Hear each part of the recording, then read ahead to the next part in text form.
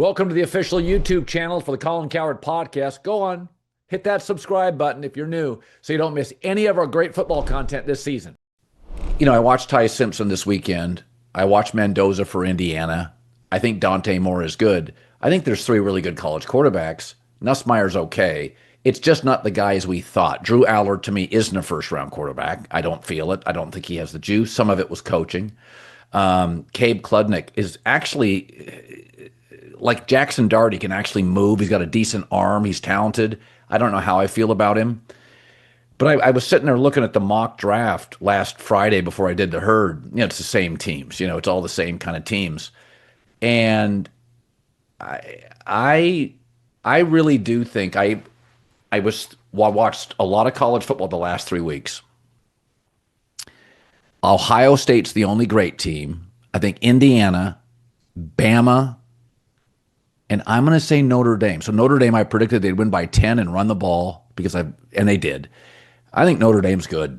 I don't think they're great, but I don't think Ohio State's great. I think Ohio State's defense is great. I think Carnell Tate, the receiver's a sensational player. Like the NFL, I think there's one really special team, and then it's just a bunch of good. But I think I was watching Marcus Freeman, and his agent texted me because I said, you have to pay Marcus Freeman whatever the market bears. You can't let him go. Notre Dame's a better job to me than Penn State, but Marcus Freeman is what a college coach should be today. Young, handsome, energetic, recruiter, smart, just like He's player. tough. He's tough, like his teams. But I'll be honest with you.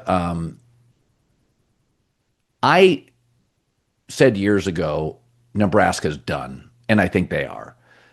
I am surprised at how good Notre Dame is. I think Notre Dame can go toe. I think Notre Dame is one of the few teams that can go toe to toe with Ohio State. I think they have the quarterback. I think they have the run game. I think they have the intelligence. It's not just that they beat USC, but I mean they ran at will against USC. They looked really impressive. Marcus Freeman.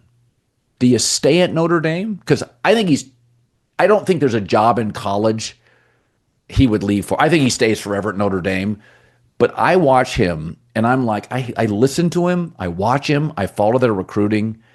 I think he's the next college guy to go pro. Yeah, to me, the only job I would leave if I was him would be Ohio State's where he played. You're not leaving Notre Dame for Penn State. I mean, you were just in the national championship game. They're going to make the playoffs again. Like they're going to run the table. Yes. And they have probably the best running back combo in the league. I mean, how good Yes. Jeremiah Love is just. But the backup that had the big kickoff return is a stud too. Love may go in the first round. He's that good. I think he might go if Ashton Jeanty can go 6, he can go in the top 10 for sure. Here's the thing: at an academic power, you can build it, and Brian Kelly did this. Dominate the offensive line, dominate the running backs, and dominate the defensive personnel, and that's how they're built, and that translates, especially now. These playoff games are in the first round, which they're always going to have to play because they're probably not going to get a bye. Well, they're definitely not this year. Cold environment. Well, what translates there? Running the ball, playing defense. Yeah, I actually thought USC was pretty impressive. I didn't expect them even to be that close as they were, and they had the lead at one point before the kid returned it to the house. But yeah, I mean, I also think it's really, really difficult to judge these teams now. I mean, look at Georgia. Georgia couldn't stop Lane Kiffin for 3 quarters. Every single drive, touchdown, touchdown, touchdown. The day and age of these dominant teams, going back to Pete Carroll or Urban Meyer and Nick, they're done. The transfer portal, even a good backup, and you like the coach, you just leave. So I think we got to look at it a little bit differently, but that's what's fun about this. Like Miami, you have no chance to win a national championship with Carson Beck as your starting quarterback. Now, Right. Can they win a playoff game? Is there talent? For sure. Are they going to win 3 straight playoff games with that guy playing quarterback? Did you see his comments after the game? He's pointing the finger at other people. That's the type of stuff that's not flying at Georgia. That Kirby Smart would not fly with Marcus Freeman. Saban would have had a conniption. I bet Mario's not happy about those comments, but you buy a guy, you pay him $7 million in free agency, he say whatever he wants. And that's where I think the culture at Notre Dame, they started 0-2. But you know what? It turns out they lost 2 pretty good teams. It wasn't the end of the year. And that's what this playoff thing, it doesn't, back not that many years ago, you lost one game and it was over. Now it's a little more fun. And it's the regular season. I don't know to you, it still feels as powerful as ever. No, I mean, I watch all the games. I never bought into that the sky is falling nonsense. The bottom line is the portal has really helped the rest of the country because it was lopsided. The SEC had backup corners that were better than everybody else's starters. Well, Georgia and Bama now, Bama's struggling to keep up in the NIL. They don't have the money. I mean, they're begging their fans to chip in. One theory I have, and I wrote this down yesterday, Vanderbilt. I mean, Brian Kelly, he has been passed now by Ole Miss and now Vanderbilt. Like Vanderbilt, work them. That was a lopsided game. The score does not reflect what I watched. Nashville, does your daughter still live in Nashville? Yeah. Booming city. I mean, money is flowing there. Scottsdale, ASU just beat Texas Tech, who has a $28 million. These cities that are booming, before you need a booster, and you still do, right? If you're Texas Tech, you got this billionaire. If you're Oregon, you got this billionaire. But not all these universities are just going to have billionaires. Sometimes you're just going to need Scottsdale has all these corporations moving here. So the athletic department might not have individuals, but what if I can go to corporations and get them to be part of the program? So it's like Carvana or DoorDash or whoever in Nashville, all these hubs, you can start going to them. They're going to want to be involved in football. It's an advantage to be USC, these big cities. Like, how is some of these podunk places? It's going to be a little difficult. I'm watching. Well, yeah, the school in Nashville is going to have advantages that Baton Rouge in the NIL is simply not going to have. Undeniable. So, like Ohio State, a little bit of an outlier, some of these Big Ten schools, but some of these SEC schools, like, watch out for Vanderbilt because they're going to have money flowing into their program. Yeah, and I mean, I made this prediction 3 years ago, and it may have been offensive, but I said in these small southern towns, sometimes your number two booster is a car dealer. And there's nothing wrong with being a BMW dealer. I own a BMW. I love BMW. But that shouldn't be your second richest donor if you're a top 8 college football program. It should be like, I mean, at Michigan, they have multiple billionaires and venture capitalists, and the Big Ten schools are bigger. They're just bigger universities, and they flood the zone. So, and then they circle back to their program. So this is something I said 3 years ago. It's one of the things I thought that would save the Pac-12. It didn't, but I thought it would, is the explosion, the NIL, because of all the Apple and Google Pac-12 kids.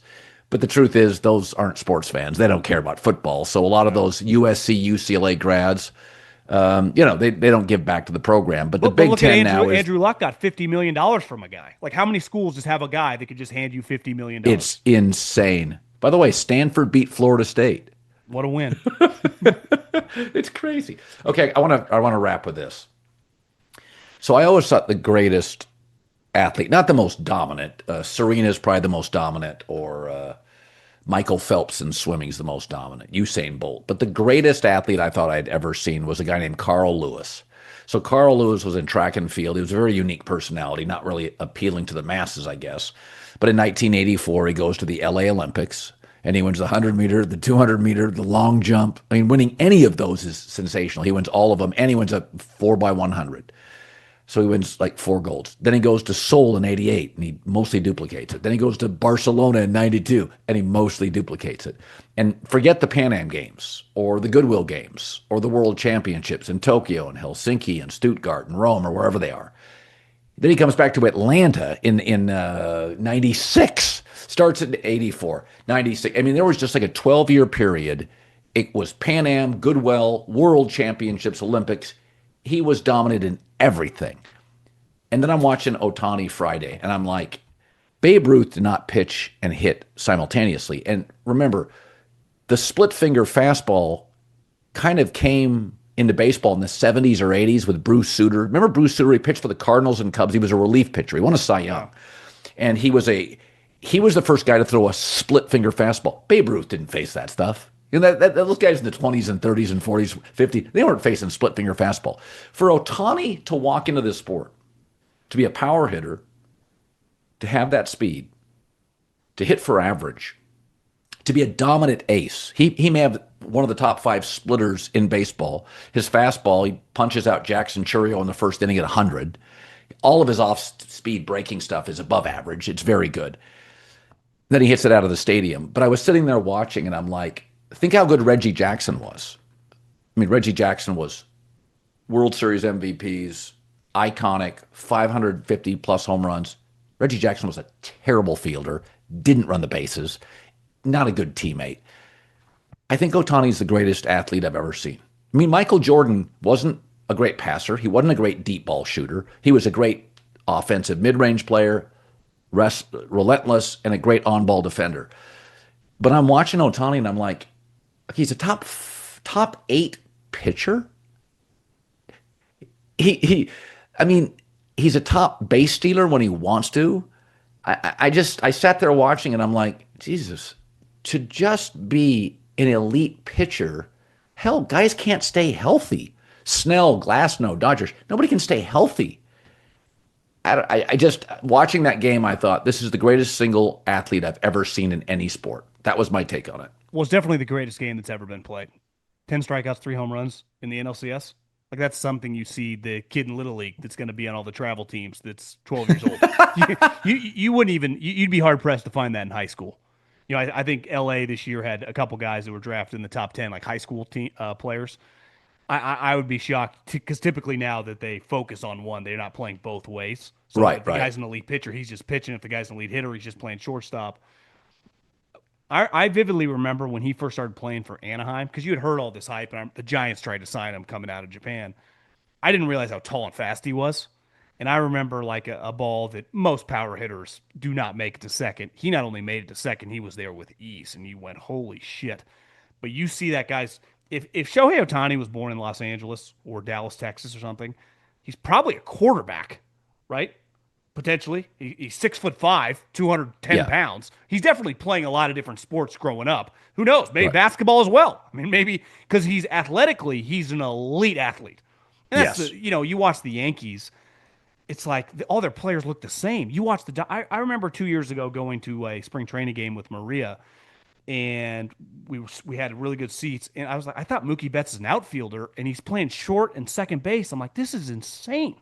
It's like this guy. I thought he played like right field and center field. He can play shortstop, and he had a play in the series that looked like Derek Jeter. It was like, so they're two best players, and I saw, Matt Money Smith. He called Charger games. Him and DJ came down. I played golf with him like last year, but I saw this clip that he posted interviewing Andrew Freeman, and he's like, what do you say to everyone saying you just bought this team? And he's like, we play all these teams that have all these star players, and I see none of them out early, 3 o'clock in the afternoon. You come out and you watch the Dodgers, Mookie Betts, Shohei Ohtani, all of our star players, Freddie Freeman, are doing extra work, like Peyton Manning, Tom Brady, Tiger Woods style. So it's like, this isn't random, their greatness. Obviously, they have freak talents, but like clearly from a team building standpoint, like really, like they kind of got like a Patriot vibe going. Like they're all just, it's like, this is a serious group. Now, obviously, Shohei, because he didn't pitch that well this year. Now, granted, he was coming back off the injury, but he's got to pitch like that and hit like that. It's like, there's never been that home run. Listen, I'm a Giants fan at heart. That's a Barry Bonds level home run on the cream and the clear with Balco. Right. I mean, that was insane how far that ball. You can see it. Do you remember when Barry hit the ball against Anaheim in the 0-2 World Series, and I think Tim Salmon was in the dugout, and he mouthed, "That's the farthest ball I've ever seen hit." Obviously, Barry was kind of a mutant by then. The Dodgers' faces in the dugout all kind of had that vibe. Like, I know. I've never seen a ball hit this far ever. Yeah, it's just remarkable to watch him. And I've said this. I think the Dodgers are the best run organization in North America. Max Muncy, the A's cut him. I mean, Tommy Edman was a 260 hitter in St. Louis. He was a good fielder. Cardinals were like, we don't want to pay him. He was the NLCS MVP. I mean, Glasnow's always had good stuff, 6'7", but he can't stay healthy. So, I mean, there's no question they can roll. What the Dodgers' biggest advantage isn't just like, Ohtani, because other teams could have paid for him. But great players want to play for the Dodgers because Ohtani comes up I-5 to the Dodgers. He has better people hitting in front of him and behind him, and the pressure isn't for him to go 4 for 4. Ohtani had a terrible series until that game Friday. He couldn't hit. So I think it's like one of these things. There's a reason 5-star players want to go play for Ohio State or Georgia, because you're surrounded by better players. right? And it's like if you're a great, like Freddie Freeman was playing for Atlanta, but it's like, look who's hitting in front of me. Look who's hitting behind me. You get better pitches. Well, I would say this. You would say Ohtani and Mookie Betts, Manny and Poppy were incredible power, but neither of them could run. I mean, this got to be, when you talk about all-around game, the two most talented players that have ever played together. I mean, how do you beat that offensively and defensively? You've seen a lot of these duos, 1-2, just mash. I bet, Mantle and Gehrig, if we go back to the history of the sport. But we've never seen two guys that are this good on defense, and one guy can pitch. 10 strikeouts against a team that just won 97 games. It's not like he's playing a team that won 80 games. I mean, that team weren't the Brewers a powerhouse? Didn't they go like a month without losing a game? They swept the Dodgers this year, 6-0 in the regular season. John Middlekauff, former NFL scout, his pod is 3 and out. We crushed. Let's go watch some football. See ya.